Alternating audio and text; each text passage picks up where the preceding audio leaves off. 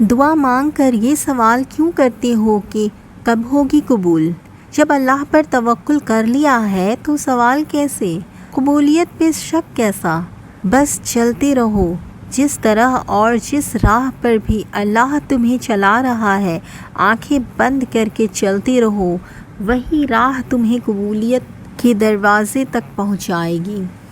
دعا مانگتے ہوئے یہ کمزور پڑ جانا یا اس صبر کے سفر میں قدموں کا لڑکھڑانا، یہ تو سب کچھ سفر کا حصہ ہے۔ انسان کمزور پڑ سکتا ہے مگر مسلسل نہیں۔ اگر تم سفر کرتے ہوئے گر گئے ہو تو دوبارہ اٹھنا، پھر شروع کرنا، دوبارہ گرو تو پھر سے اٹھنا، ہار نہیں ماننی، پیچھے مڑ کے نہیں دیکھنا، ٹھان لو کہ اپنی منزل تک پہنچ کر ہی رہنا ہے۔ اللہ پر توکل رکھ کے سفر جاری رکھو جب تک کہ کن تک نہیں پہنچ جاتے۔